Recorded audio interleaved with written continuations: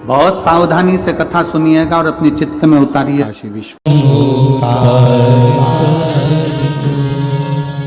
हम और आप भगवान की शरणागति में अगर आकर बैठे हैं तो उसकी उदारता से, उसकी कृपा से, उसकी करुणा से बैठे हैं, उसकी दया से बैठे हैं।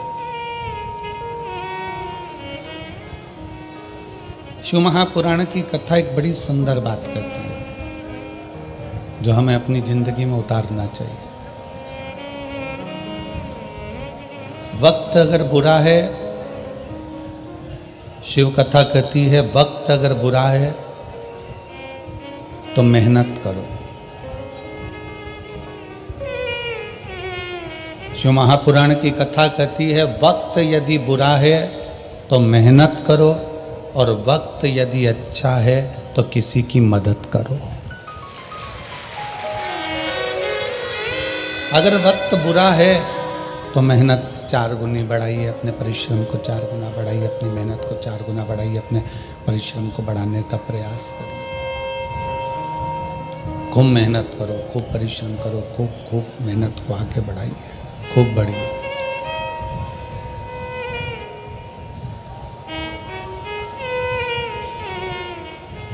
मेहनत करने से थोड़ा वक्त, बेकार वक्त हमारा टल जाता है, बेकार वक्त हमारा निकल जाता है, बेकार वक्त हमारा समाप्त हो जाता है। वक्त बुरा है, मेहनत करिए, और अगर वक्त अच्छा है तो किसी ना किसी की मदद करने का प्रयास करो। किसी भूखे को भोजन, प्यासे को पानी, किसी बीमार की औषधि आदि का कार्य करने का प्रयास करिए। किसी भूखे को भोजन, प्यासे को पानी पिलवाइए, किसी की औषधि दिलाने का कार्य करिए, किसी के काम आने का प्रयास करिए। प्रयास करो कि किसी के आप काम आ जाए।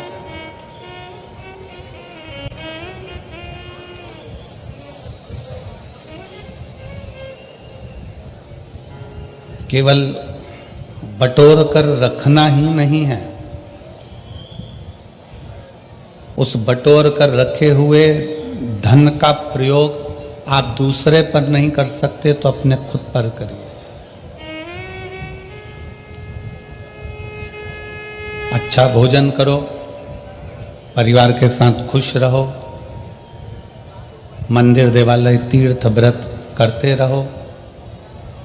अपना धन आप किसी को नहीं दे सकते, अपना पैसा आप किसी को नहीं दे सकते, तो स्वयं पर खर्च करो, स्वयं। चौकीदार बनकर जिंदगी मत जीना कि जोड़ जोड़ कर बेटों के लिए रख दिया, बहुएं आ गई, वो अपनी मस्ती में खूब अच्छी जिंदगी जी रही और तुम अपने मकान का ताला लगा रही, चाबी लगा रही, पेटी में ताला लगा रही, चाबी लगा रही, रसोई घर में बार बार झांक के आ रही, दुकान का पूछ रही, घर का पूछ रही, कैसा हुआ, व्यापार कैसा हुआ, घाटा तो नहीं लगा, दुख मन में बहुत हो रहा। बहुओं को ताला चाबी से रत्ती भर फर्क नहीं है, बहुओं को तुम्हारे ताला चाबी से कोई मतलब नहीं है। वो जानती है कि घर में एक चौकीदार बैठा है, घर के बूढ़े माँ बाप वो देखते रहेंगे, अपन घूमते रहेंगे।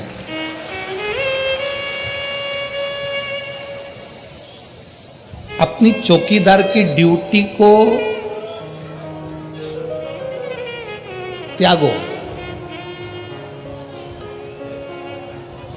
अब हमें चौकीदार नहीं बनना घर का, अब हमें घर का मालिक बनना। मालिक और चौकीदार में अंतर है। चौकीदार बस ध्यान रखता रहता है, ध्यान रखता रहेगा,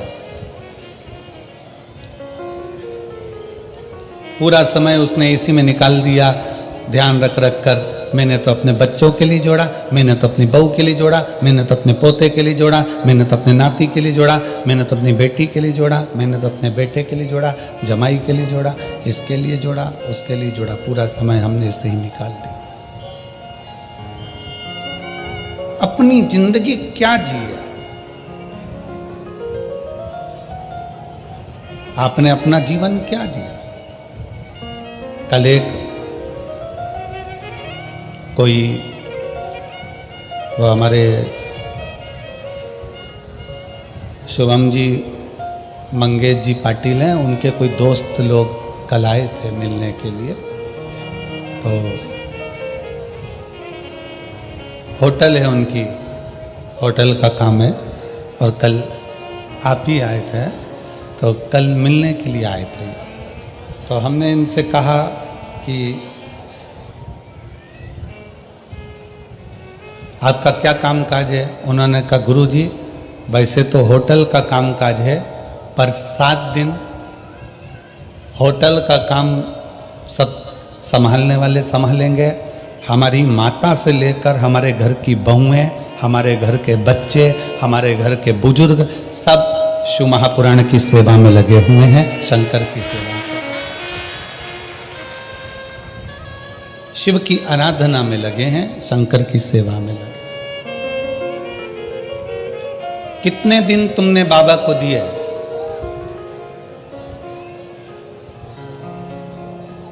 कितने दिन दिए बाबा को शिव महापुराण के? जम के बोलो, 7 दिन।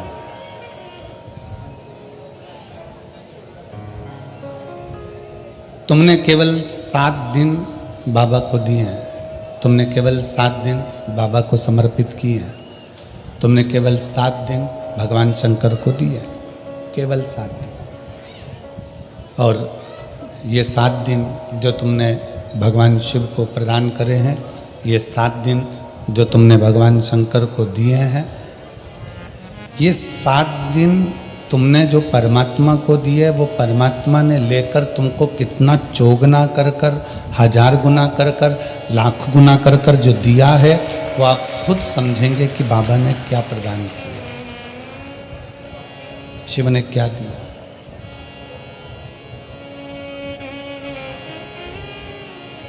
हम तो थोड़ा देते हैं, भगवान को तुमसे बहुत ज़्यादा की उम्मीद नहीं है, और भगवान शंकर तुमसे बहुत ज़्यादा मांगते भी नहीं हैं, शिव जी आपसे ज़्यादा मांगते भी नहीं, बहुत ज़्यादा भोले बाबा को तुमसे चाहिए भी नहीं, कम। कल कथा में कहा कि तुलसी बाबा तो लिखते हैं आदि में पुनियाद, बहुत कम आप देव।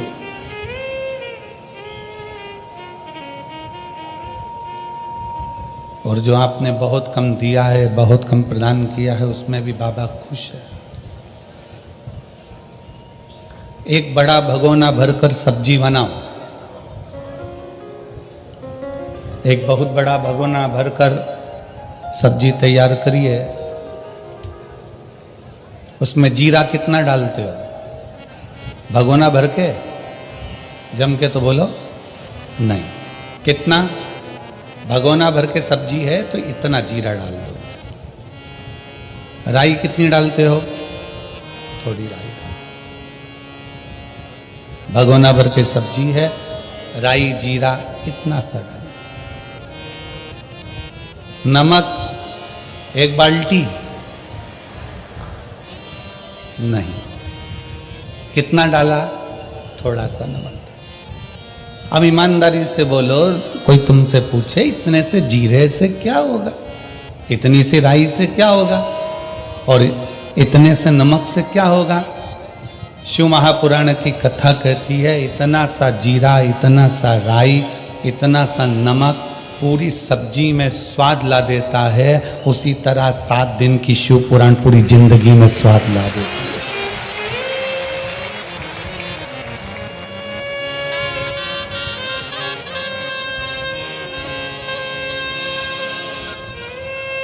सात दिन की ये शिव महापुराण की कथा हमारे जीवन में स्वाद उत्पन्न कर देती है, खुशियां उत्पन्न कर देती है, प्रसन्नता उत्पन्न कर देती है। यहाँ नांदेड़ वाले डॉक्टर साहब जिन्होंने नांदेड़ में कथा करवाई थी वो बैठे हैं। हम आशीष से बोल रहे थे कि प्रथम ऐसे यजमान हैं जो जहाँ जहाँ कथा होती है लगभग नज़दीक में, तो वहाँ बाबा की 1 दिन की कथा सुनने के लिए जरूर आते हैं। और ये पाटिल परिवार जो शिव महापुराण के कथा के यजमान बने हैं शिरपुर महाराष्ट्र के, हम उनसे भी कहेंगे कि प्रयास करना, आपके नज़दीक में कहीं शिव पुराण की कथा हो तो वहाँ 7 दिन नहीं तो कम से कम 1 दिन यजमान परिवार शिरपुर का भी वहाँ पहुँचे।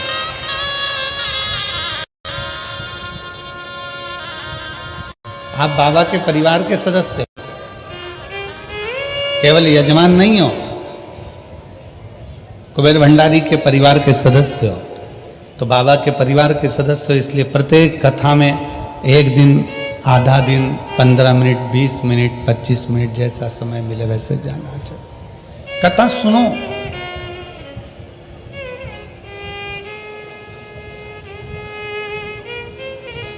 कथा में अपने चित्त को लगाओ।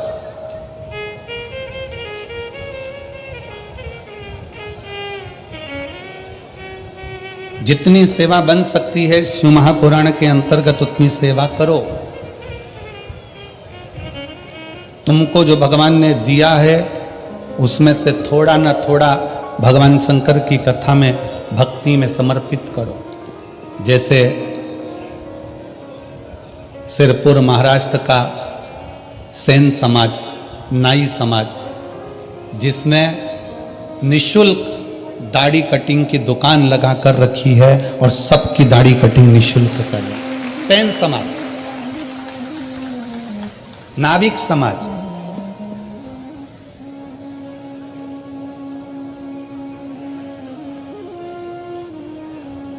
कोई शुल्क नहीं। एक सेन समाज के व्यक्ति से, एक नाविक समाज के व्यक्ति से पूछा कि भाई तुम यहाँ सबकी दाढ़ी बना रहे हो और इतनी सारी लगभग 15-20 तुमने कुर्सियां लगा रखी है, सब सेवा में लगे हो, तो उनका उत्साह, उनके चेहरे की प्रसन्नता कह रही थी कि गुरुदेव, हम किसी मनुष्य की दाढ़ी नहीं बना रहे हैं, हम तो भोलेनाथ जी यहाँ आए हैं उनकी बना रहे हैं, उनकी बना। कितना उत्साह। मैं संपूर्ण सेन समाज को, नाविक समाज को, नाई समाज को बहुत बहुत साधुवाद देता हूँ। आपका जो प्रयास है ये जनमानस में सनातन धर्म को मजबूत करने वाला है। आज सनातन धर्म को लोग जाति में तोड़ रहे हैं। आज सनातन धर्म को, हिंदू धर्म को लोग जातियों में तोड़ने का प्रयास कर रहे हैं कि ये ब्राह्मण है, ये क्षत्रिय है, ये वैश्य है, ये शूद्र है, सबको बांटा जा रहा है। पर मैं यहाँ के सेन समाज को, नाविक समाज को धन्यवाद देता हूँ कि आप सनातन धर्म को बहुत मजबूत करने का प्रयास कर रहे हो। संपूर्ण भारत के सेन समाज को, नाई समाज को बहुत बहुत साधुवाद था।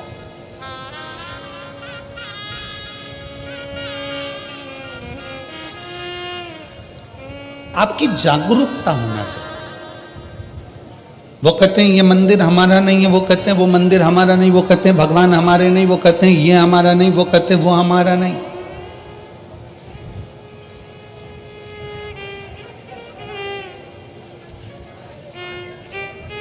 आज तक लोग केवल जातियों में बांटते रहे और कहते रहे कि हम ऊंचे, वो नीचा, वो बराबर, वो ऊंचा। आज तक किसी ने ये नहीं कहा कि 100 का नोट ब्राह्मण का है कि क्षत्रिय का है कि शूद्र का है कि वैश्य का है। वो 100 रुपये अगर शमशान में भी मिले हैं ना, तो भी वो बनिया की दुकान पर चल जाते हैं, और बनिया की दुकान का भी 100 का नोट है तो शमशान में चल जाता है। वो 100 का नोट, उसमें कहीं पर भी ऐसा नहीं दिखा कि कहीं छुआछूत हो। उस 100 के नोट में कहीं ये देखा जाए कि ये हमारा जाति का नहीं है, ये हमारी समाज का नहीं है, ये अन्य धर्म का है या अन्य समाज का है, ये 100 के नोट में नहीं देखा।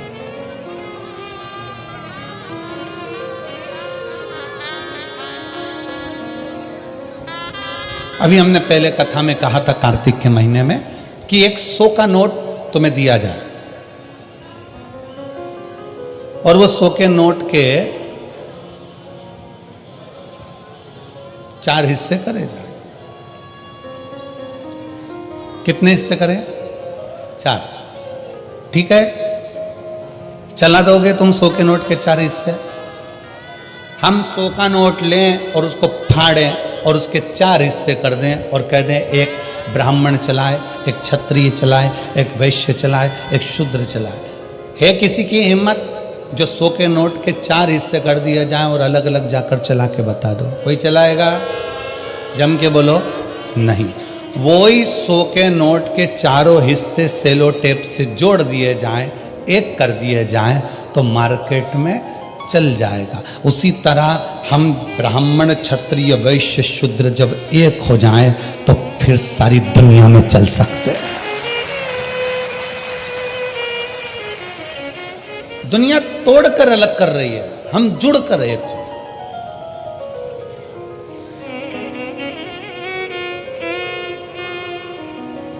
कथा कहती है समय अच्छा नहीं है तो मेहनत 4 गुनी कर लो, अपनी मेहनत को बढ़ाओ,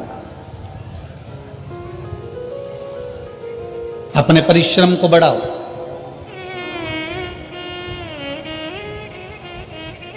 हमें याद है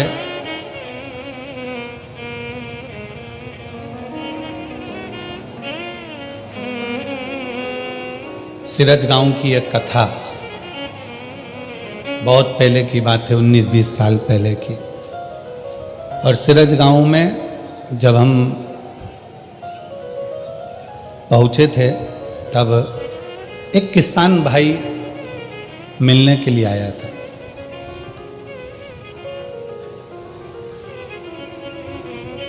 और वो कपास की खेती करता था, उसको खेती को वहां पर कहते थे पीक लेना। अब इधर क्या बोलते हैं हमको स्मरण नहीं है, वहाँ सिरज गांव साइड में बोलते हैं हमारी में इतनी पीक हुई, इतनी मतलब इतनी खेती पीक बोलते हैं। तो उस समय की बात है 19-20 साल पहले की। क्या हमारी ये पीक ऐसी हुई, वो पीक ऐसी हुई।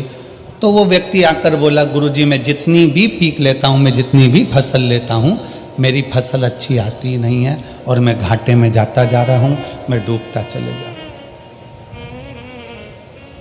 मेरी फसल ठीक नहीं आ रही, मैं डूबता जा रहा हूं, मैं घाटे में जाता जा रहा हूं। हमने कहा क्या करते हो? गुरुजी मैं खुद तो फसल नहीं लेता, मैंने बटाई पर दे दी। बटाई पर मतलब मेहनत उसकी, आधा सामान उसका, आधा सामान हमारा। हमने कहा ठीक है, क्या चाहते हो? कहा गुरुजी अब की बार बस ऐसा कर दो कि उसमें अच्छी फसल हो जाए। तो हमने कहा अच्छी फसल हो जाए तो फिर एक काम करो, ये आधा आधा बंद करो, खुद बेलपत्री शंकर पर चढ़ी हुई लेना, शिव जी का चढ़ा जल लेना, पूरी खेती में जब बीज बोने के लिए जाए तब उस जल को छीट कर बाबा का नाम लेकर श्री शिवाय नमस्तुभ्यम बोलकर बो देना। अब उसने फसल लगाई, जो पीक आई, और पीक आने के बाद वो सीहोर गया और वहां जाकर बोला बाबा जी बड़ी कृपा करिए, अब की बार तो बाबा ने ऐसा कर दिया कि मुझे पूरा कर्जा चुकवा दिया, मेरा पूरा कर्जा चुक गया। हमने कहा कर्जा बाबा ने नहीं चुकाया, तू बटाई में ले रहा था, तुझे मालूम ही नहीं पड़ रहा था कितना आ रहा है, कितना जा रहा है, क्या कर रहा है, कितना जा रहा है। दवाई का पैसा ले लिया, खाद का पैसा ले लिया, बीज का पैसा ले लिया, सब कुछ पैसा लेने के बाद भी तुझे फसल में कुछ नहीं मिल रहा था। अब तूने जान लिया कि मैं मेहनत करूंगा, मेरी जमीन है, मैं 4 गुना परिश्रम करूंगा, तो बाबा ने तेरे को 8 गुना दिया और तेरा कर्जा भी चुका दिया। तेरी मेहनत, इसमें सियोर वाले बाबा का कुछ नहीं है, इसमें पंडित प्रदीप मिश्रा का कुछ नहीं, तेरी अपनी मेहनत, तेरा अपना परिश्रम। वक्त अच्छा नहीं है, मेहनत करिए, वक्त अच्छा है तो मदद करिए। जब अच्छा समय आ जाए आपका, जब आपका श्रेष्ठ समय आ जाए, श्रेष्ठ समय आपका चल रहा हो, तो प्रयास करो कि हम किसी की मदद कर सके, हम किसी का सहयोग कर सके। और मैंने तेरे ही भरोसे बाबा, तेरे ही भरोसे हवा बिच उड़ती जावागी, बाबा डोर में कटी जावागी, भोले मैं तेरी बदन, शंभू मैं तेरी, अपनी मेहनत को बढ़ाओ।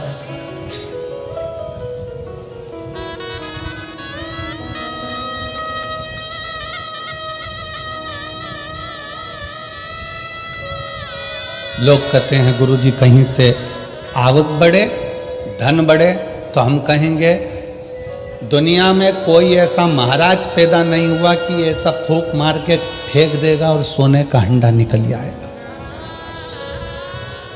किसी महाराज के चक्कर में मत पड़ना, किसी ऐसे बाबा माबा के चक्कर में मत पड़ना कि ऐसी फूंक मार के फेंक दे और सोने का हंडा निकल जाए। अगर ऐसा हंडा निकले तो हमको भी बताना, हम भी वहीं चले जाएंगे, हम भी चले जाएंगे। इस चक्कर में मत रहो कि तुम्हारा दुख कोई दूसरा काट देगा। इस चक्कर में मत रहो कि तुम्हें करोड़ों का धन कोई लाकर दे देगा, करोड़ों की संपदा तुमको लाकर कोई दे देगा। अपना परिश्रम, अपनी मेहनत अपने को करना, कोई तुमको धन लाकर नहीं देगा। हमारे एक परिचित हैं इंदौर में, हम उनसे मिलने गए, उनके यहाँ शादी थी उनके लड़के की। तो हमने कहा कैसी रही शादी? कहा गुरुजी बहुत बढ़िया, जोरदार शादी, बहुत शानदार। अच्छा, अरे गुरुजी 1000 प्लेट उठी। अब हमें तो समझ में आया नहीं कि प्लेट उठी का मतलब क्या होता है। तुम जानते हो क्या? अरे बोलो तो जम के, जानते हो? मतलब 1000 प्लेट उठी मतलब 1000 आदमी आया। ठीक है, हाँ ठीक है, धन्यवाद, तुमने हमको समझाया। अरे गुरुजी जिस दिन महिला संगीत था उस दिन 800 प्लेट उठी, और जिस दिन शादी थी उस दिन 1000 प्लेट उठी। हमने कहा क्या बात है साहब, बहुत बढ़िया। हमने कहा क्या जोरदार बात है कि शादी में कितनी प्लेट, जम के बोलो, 1000 प्लेट उठी, और महिला संगीत में 800 प्लेट उठी। हमने उनसे कहा विश्वकर्मा जी, आप कह रहे हो कि शादी में 1000 प्लेट उठी और महिला संगीत में 800 प्लेट उठी, जब बुरा वक्त आए तब ये 1000 और 800 लोगों के हाथ तुम्हारी मदद के लिए उठ जाएं तो समझ लेना कि प्लेट उठी।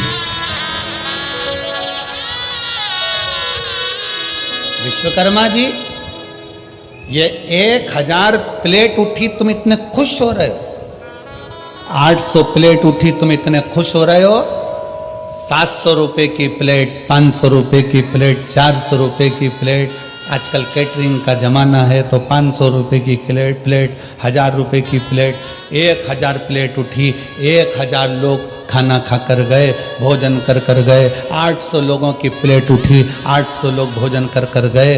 प्लेट तो उठी, पर तुमने जो 1000 आदमी को खाना खिलाया, तुमने जो 800 लोगों को प्लेट उठी कर रहे हो, इतने लोगों को खाना खिलाया, जब अपने को जरूरत पड़े, अपनी जब दुख की घड़ी आए, तो ये 1000 और ये 800 के हाथ तुम्हारी मदद के लिए उठते हैं कि नहीं उठते, वो देखना। अब हम आपसे पूछते हैं, जो 1000 प्लेट उठी उसमें से कितने हाथ उठेंगे क्या? किसी को 10 लाख की जरूरत है तो दे सकोगे? जम के बोलो जरा।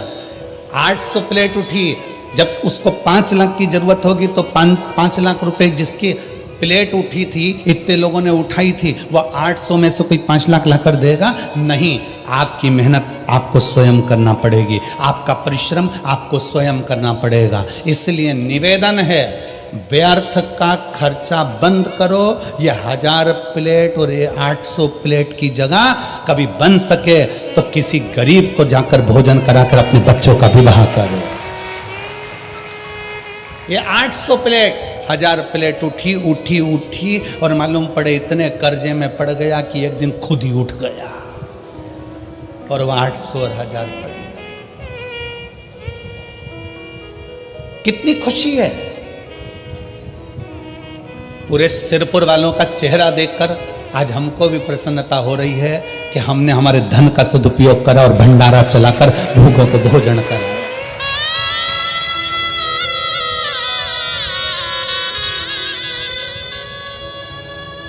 एक गुजरात से कोई ट्रक भर के पानी लेकर आया परसों के दिन और ट्रक भर के पानी बांट कर चले गया। गुजरात से आ गया, पानी की ट्रक भर कर आई सर लेकर। खुशी होती है। कल कोई रात को खिचड़ी चावल की पुलाव बनाकर, वेज पुलाव बनाकर लेकर आया, सब्जी का कोई चावल बनाकर लेकर आया, बांट रहा था। इतनी प्रसन्नता उसके चेहरे पर थी। परसों के दिन कोई जलेबी बांट रहा था, कोई हलवा बांट रहा था। कितनी चेहरे की प्रसन्नता थी। क्यों?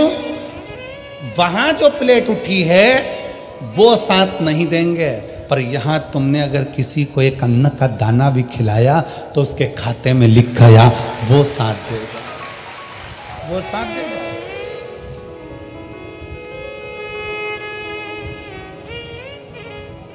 कौन आएगा अंत समय में? अंत समय प्रभु आना पड़ेगा, वचन दिया तो निभाना पड़ेगा। आए ना आए प्रभु कुटुंब कबीरा, अंत समय प्रभु आना पड़ेगा, वचन दिया तो निभाना पड़ेगा। 800 और 1000 प्लेट उठी शादी में। हमारा निवेदन है वह 1000 प्लेट उठाने में तुम्हारा 10-5 लाख रुपए खर्च हो गया। 800 प्लेट उठाने में तुम्हारा 5-8 लाख रुपए खर्च हो गया। हमारा निवेदन है वो 1000 प्लेट का, 800 प्लेट का थोड़ा बहुत अगर बचाते तो जो लड़की या लड़के की शादी हो रही है उसकी एक एफडी करवा कर रख देते, उसके दुख के समय में वो एफडी काम आ जाती, काम आ जाती। कितना भी खिला दो, शादी में कितना भी खिलाना, आखिरी में लोग बोलकर जाएंगे हराम का आ रहा था तो लुटा रहा है। और शादी में अगर कोई खर्च नहीं करे तो लोग कहकर जाएंगे इस तरह के छाती पे बांध के ले जाएगा, खिलाया तक नहीं। ये दुनिया के लोग हैं, वहां पर लोग कहे बिना नहीं रह सकते। और शिव महापुराण की कथा में आप किसी भूखे को अगर मिर्ची का ठेसा और रोटी भी खिला रहे हो ना, वो स्वाद लेकर खाकर कहेगा भगवान तेरा भंडार भर कर रखे, तेरे पर कृपा कर। अरे आई, ए आई, बड़ी कृपा कर, मेरा मुंह छुट्टा करा दे, भगवान तेरे भंडार भर कर रखे, तेरे पर कृपा करके रखे।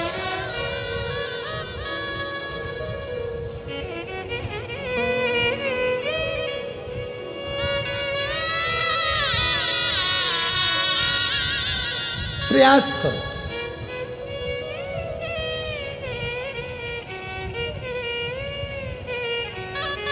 हम बहुत अच्छा किसी को नहीं दे सकते, पर थोड़ा तो अच्छा दे सकते हैं।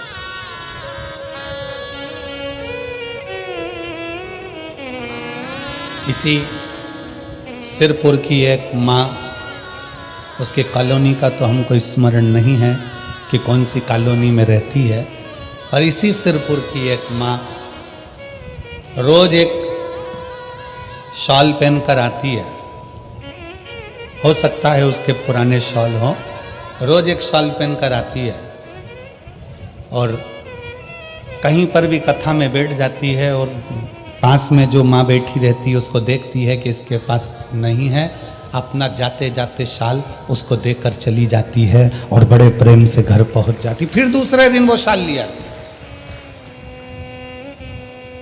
अब उस माँ का तो हम कॉलोनी का नाम नहीं जानते, पर वो माँ जसवंती बाई करके कोई नाम है, उसने कहा कि हमने पूछा कि माँ तुम्हारे पास में इतने साल है क्या? नहीं, मैं मेरी पड़ोसन से बोल दी तेरे पास पुराने साल कितने रखे हैं? मेरे घर के जितने साल थे मैं तो बांटी आई, और उसके घर में पुराने पड़े थे, कोई काम नहीं आ रहे थे, मैंने उसको निकलवा लिया। बहू से कहा प्रेस कर दे, प्रेस करके मैं पहले ओढ़ती और ओढ़कर कथा में जाकर बैठकर उसको उड़ा कर आ जाती।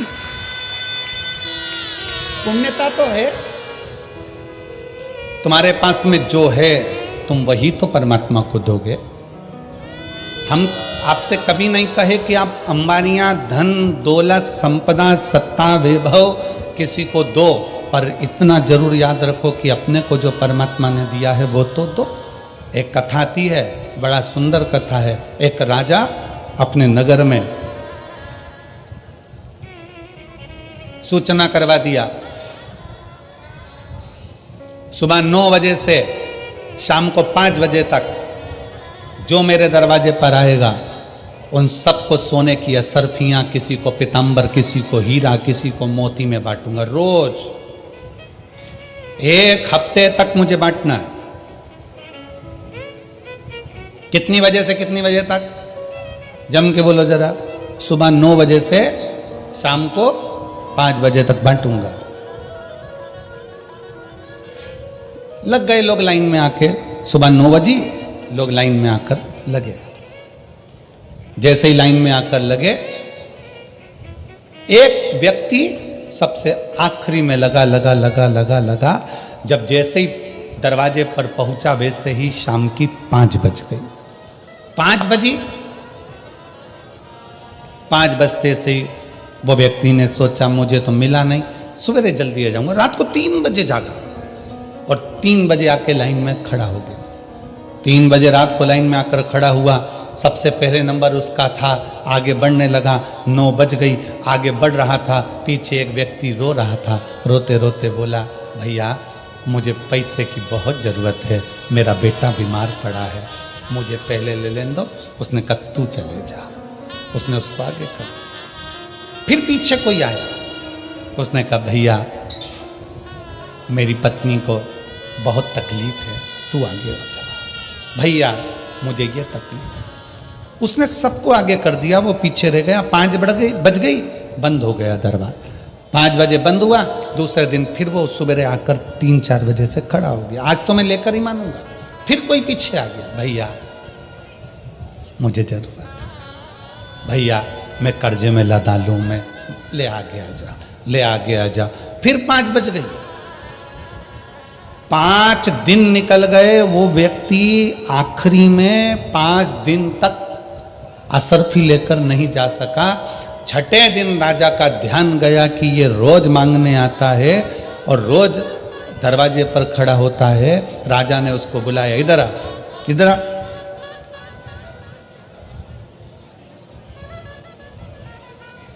क्या कर रहा है ये तू?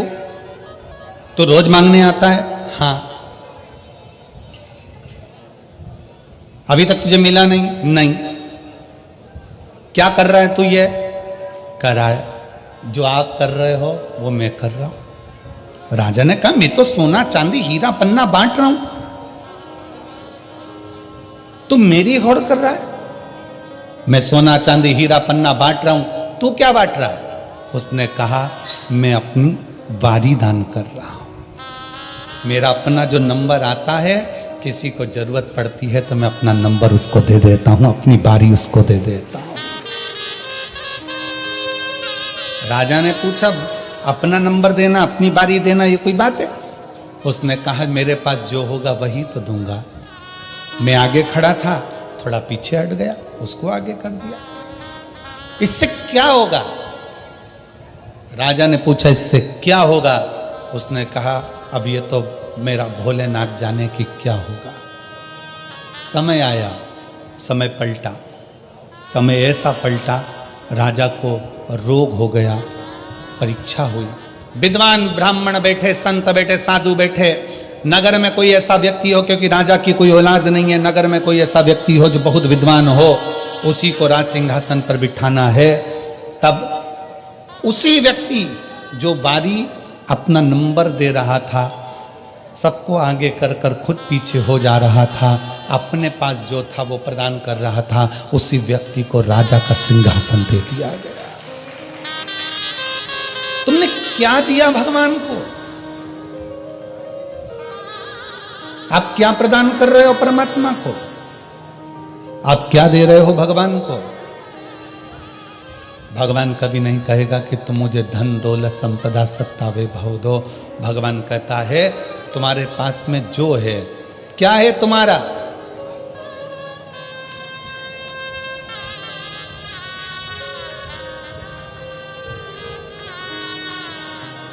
तुम्हारा अपना क्या है?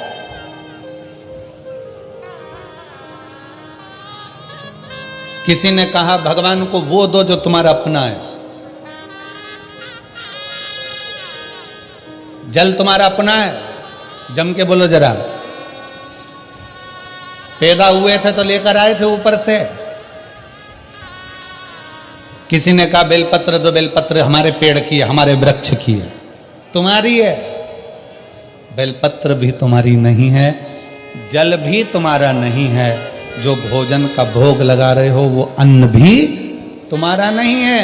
भगवान को अगर वस्त्र दिया तो वस्त्र भी तुम्हारा नहीं है, जनेऊ दी वो जनेऊ भी तुम्हारी नहीं है, अबीर गुलाल चंदन दिया वो भी तुम्हारा नहीं है। केवल मनुष्य के पास अपना केवल एक दिल है, वो भगवान को दे दो, भगवान तुम्हारा हो जाए। तुम्हारा अपना क्या है? केवल एक दिल, केवल एक मन। और आज के जमाने में दिल भी ऐसा हो गया जैसे सब्जी की दुकान, जिसकी मर्जी होती है जिसको बांट देता है, और बाद में रात को 10 बजे से चालू हो जाता है। 10 बजे से उस पूरे मोबाइल में इतने दिल हैं, और यहाँ तो एक दिल की बात है, और वो दिल भी अगर भोलेनाथ में चला गया तो फिर संसार में नहीं जा पाता है। शुभ संकल्प।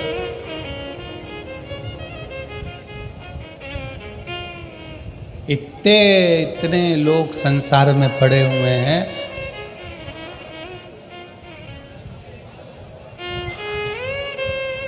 कई लोग कहते हैं गुरुजी हमारे पास रत्ती भर फुर्सत नहीं है, हमारे पास रत्ती भर फुर्सत नहीं है। कोई कहता है गुरुजी हमारे पास इतना काम, हमें 1 मिनट की फुर्सत नहीं है, 1 मिनट की फुर्सत नहीं। तो फिर हमने कहा एक बात बताओ, तुम्हारे मोबाइल में डाटा है क्या? क्यों? हमारा वाईफाई कनेक्ट कर लो, उससे क्या होगा? हमने कहा हमारा मोबाइल चल जाएगा। अरे गुरुजी 1.5 GB डाटा पूरा की पूरा खत्म हो गया, 1.5 GB डाटा पूरा की पूरा खत्म हो गया। समझ लेना 1.5 GB डाटा भी अगर तुम्हारा रात होने से पहले पहले खत्म हो रहा है तो दुनिया के सबसे बेरोजगार व्यक्ति तुम ही हो। दुनिया के सबसे बेरोजगार व्यक्ति तुम हो कि 1.5 GB डाटा भी तुम्हारा रात होते होते खत्म हो जाता है, और तुम इतने फ्री हो कि दिन भर लोगों का जवाब देने में लगे हो, दिन भर लोगों का जवाब देने में लगे हो। 24 घंटे किसी ने एक मैसेज करा, मोबाइल में टुन टुन आवाज आई, इसने खोल के देखा, लिख के तुरंत भेज दिया। इतना फ्री, इतना फ्री कि 1.5 GB डाटा भी तेरा शाम होते होते खत्म हो गया। व्यस्त व्यक्ति उसको कहते हैं जो किसी का मैसेज देखने का भी समय ना हो, अगर टाइम मिलेगा तो फोन कर लेंगे, बस बात खत्म। समय होगा देख, कितने फ्री हो और कह रहे समय नहीं, समय समय कहां गया तुम्हारा? सुबह से उठते हो रात तक के समय में तुम अपना अंदाजा लगा कर बैठिए। एक इतनी सी डायरी लीजिए, उस डायरी में लिखना चालू करो कि आज 6 तारीख को मैंने सुबह से लेकर रात तक क्या क्या काम किया, मैंने कितनी बजे उठा उसका टाइम लिखो, इतनी बजे मैंने क्या करा। आखिर तुम लिखोगे तो ये लिखोगे मैं इतनी बजे उठा, ब्रश करा, पानी पिया, नाश्ता करा, भोजन करा, ये करा, वो करा। उस पूरी डायरी में ये नहीं मिलेगा कि तुमने अपने लिए करा क्या, परिवार के लिए करा क्या, मेहनत कौन सी करी, परिश्रम कौन सा करा, कितने घंटे का परिश्रम करा। जो हम विचार कर कर बोलते हैं, अपनी फाइल लेकर जाते हैं, पत्रिका लेकर जाते हैं, हाथ दिखाने जाते हैं, महाराज जी मेरा भाग्य पलट दो, महाराज जी मेरा भाग्य पलट दो। अरे भाग्य पलटने से अच्छा है, शिव महापुराण की कथा कहती है कि अपना परिश्रम का बल बढ़ाओ, संघर्ष बढ़ाओ, अपनी मेहनत बढ़ाओ। और जब मेहनत बढ़ाओगे तो फिर किसी के आगे जाकर नहीं कहना पड़ेगा कि मेरा भाग्य पलट दो, तुम दूसरे का भाग्य पलट कर रख दोगे। अपने परिश्रम को बढ़ाइए।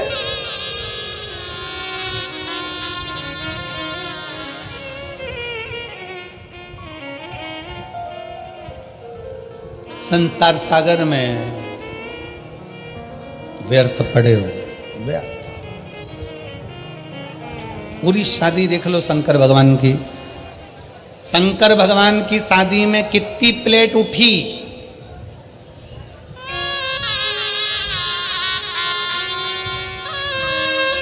और जीजियां कह रही है। शंकर जी की शादी में कितनी प्लेट उठी,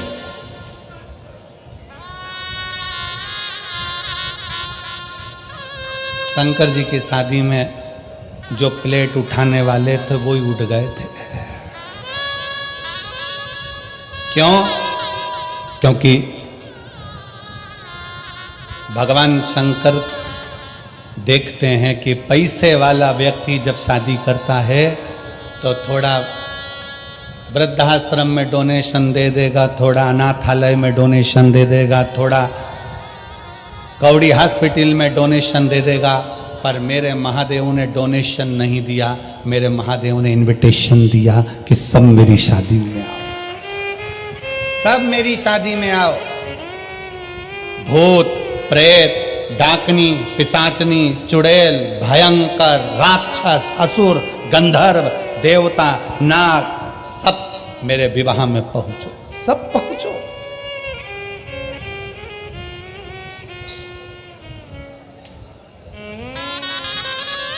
जिसको कोई नहीं बुलाता था, किसी की शादी में सबने देवताओं को बुलाया। चलो तुम्हारे यहाँ की शादी का अंदाजा लगा लो। तुम्हारे यहाँ की शादी में तुम गणेश जी को नोते हो, गणेश जी को बुलाते हो, माता जी को पूछते हो, माता जी बुलाते हो, पितर जी पूछते हो, पितर जी बुलाते हो, सबको बुलाया। अब तुमने कभी भूत प्रेत को बुलाया शादी के अंदर? नहीं। तुम्हारी पड़ोसी से लड़ाई हो जाए तो पड़ोसी को नहीं बुलाओ तो तुम भूत प्रेत तो जाने दो। कौन बुलाता किसको? कोई किसी को नहीं बुलाता। पर मेरे बाबा विश्वनाथ ने, मेरे बाबा ओघड़दानी ने, मेरे शंकर भगवान, मेरे भूतनाथ भूतेश्वर मेरे शंकर ने बुलाया। और भगवान शंकर ने किसी करोड़पति, धनपति, वैभवपति को नहीं, मेरे शंकर भगवान ने डमरू बजाकर सब नाग, किन्नर, गंधर्व, असुर सबको बुला लिया। जो भूत है, प्रेत है, सबको बुला लिया, सब।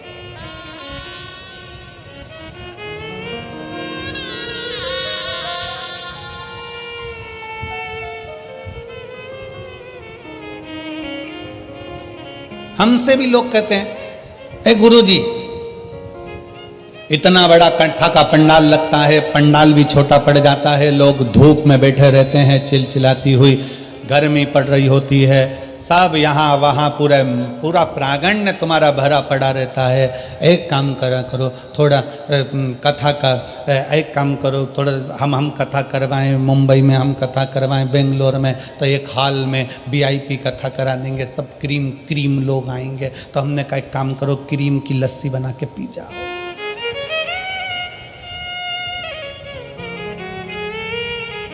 ये कोई दूसरी कथा नहीं है, ये मेरे शंकर भगवान की कथा है। यहाँ तो डाकनी, पिशाचनी, चुड़ैल, भयंकर भूत, पिशाच, गंधर्व, देवता, पितर, नाग सब आते हैं। शिव की कथा एक ऐसी कथा है जिसमें ये नहीं देखा जाता कि कौन ब्राह्मण, कौन क्षत्रिय, कौन वैश्य, कौन शूद्र।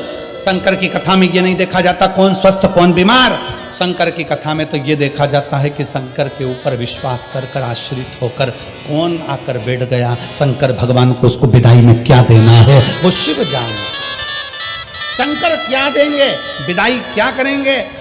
आप शंकर के घर के विवाह में आए हो, शिव की कथा में आए हो, शंकर भगवान विदाई में क्या देंगे वो शिव ही जान सकते।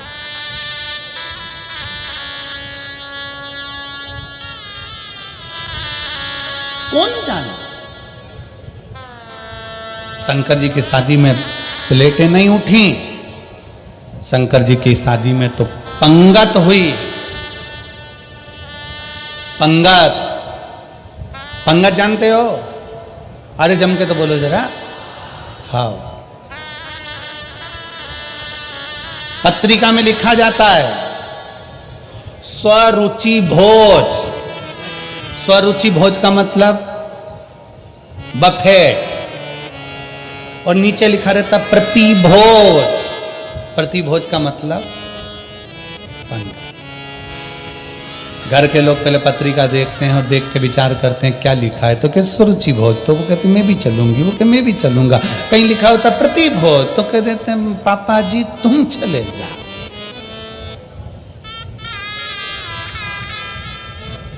तुम जा। लगी पंगत, शिव जी की शादी की पंगत जब लगी, पत्तल देने वाले आए। उधर देवता बैठे थे, इधर भूत प्रेत बैठे थे।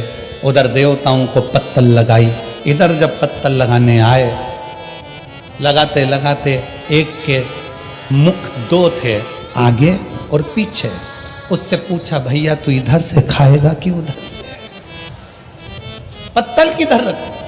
उसने कहा दोनों जगह पत्तल रख। तो आगे भी रखी पीछे भी रखी, और आगे गए। उससे पूछा भैया, उसके 12 मुख थे, उससे पूछा तू कैसे खाएगा? तो के 12 पत्तल रख। उसके लिए 12 पत्तल रखी।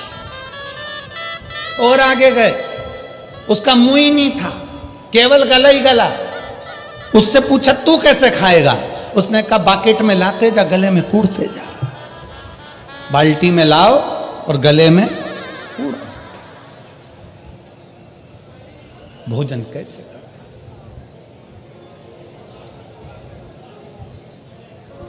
तब खबर पहुंची ब्रह्मा जी के पास में कि भोजन कैसे कराए। कोई कहता बाल्टी में लाकर कूड़ो, कोई कहता 12 पत्तल रखो, कोई कहता 2 पत्तल रखो, कोई कहता 4 पत्तल रखो। करें क्या? देवता बैठकर आराम से जीम रहे हैं, इन भूत चुड़ैले का लेकर करें। तो कहा एक काम करो, पत्तल का सिस्टम बंद करो, टेबल पर बर्तन भर भर के रखो, सबके हाथ में एक एक प्लेट दे दो और सारे भूत चुड़ैल को ग्राउंड में छोड़ दो, इनको खाने दो। नारद जी ने ब्रह्मा जी से पूछा कि जो बैठकर भोजन कर रहे हैं वो तो पंगत है, उसको देव भोज कहते हैं। और ये खड़े खड़े प्लेट में ले लेके खा रहे हैं, इसको क्या कहेंगे? तो कहा ये जो भूत चुड़ैल खा रहे हैं, इसी को आने वाले समय में कलयुग में बफेट कहेंगे। इसी को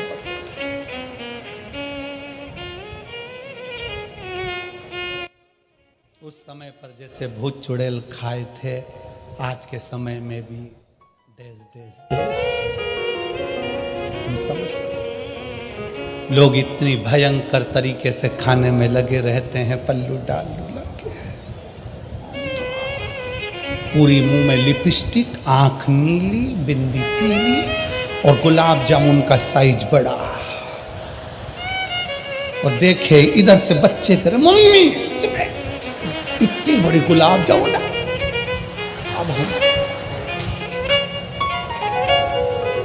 अब ये तो सब चल गया, जहां तक है ठीक है, परंतु सबसे ज्यादा प्रॉब्लम खड़ी होती है पानी पतासा।